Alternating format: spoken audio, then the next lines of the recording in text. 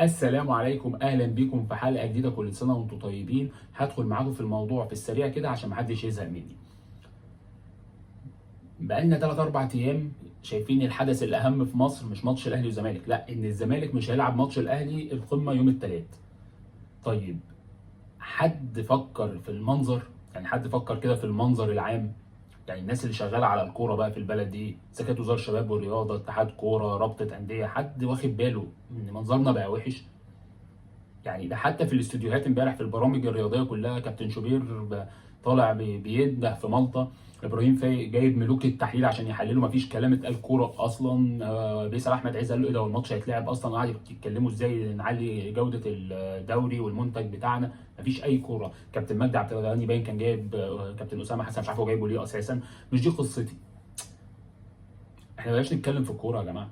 البرامج ما بقاش فيها كلام في الكوره، اقسم بالله ما فيش خطه بنتكلم فيها. ده لعب اتغير بطريقه معينه، ده بدأ من تحت، ده بيلعب من على الاطراف. انا نسيت الكلام ده خالص في البرامج، الاستوديوهات وفي كل حاجه. احنا بنتكلم في مشاكل وبس. طب هنفضل كده لحد امتى؟ منظرنا بقى وحش. هنقعد السنه الجايه برضو؟ او ده مجمل الحلقه اللي انا عايز اتكلم فيها. هنقعد السنه الجايه في نفس الصداع ده والناس تضحك عليه؟ ده احنا بنلصم الجمهور عشان يملى الاستاد اصلا. هو الدوري بتاعنا محدش شايفه اصلا.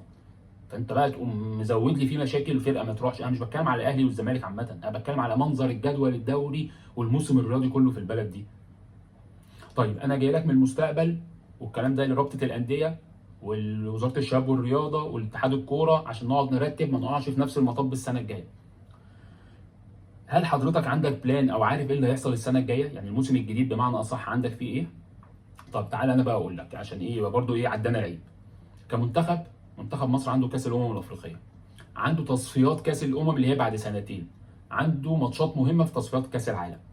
ده كده مبدئيا ده للمنتخب. ده غير ان في كلام ان يمكن كاس العرب يرجع تاني في ديسمبر اللي جاي.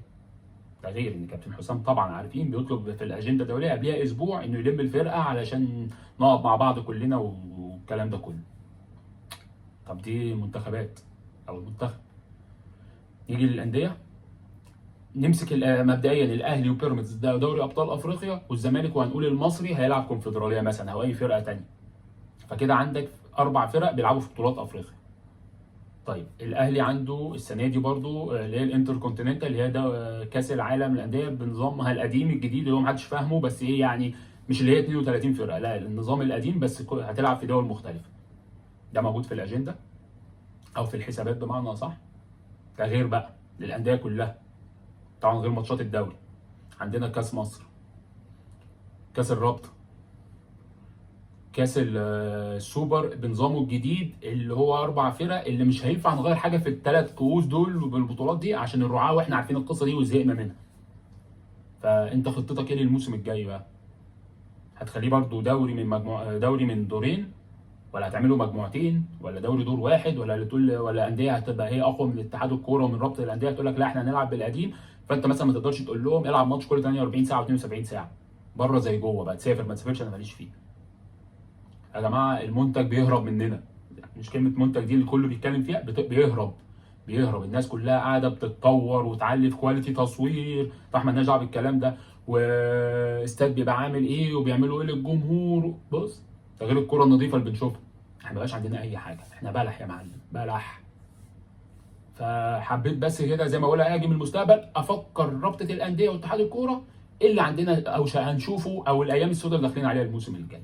ويا ريت حد ياخد قرار في البلد دي علشان خلاص احنا ركبنا الزحليقه يا معلم. طولت عليكم، انا قلت بس كده يمكن حد يشوف الحلقه دي فيبتدي يتحرك.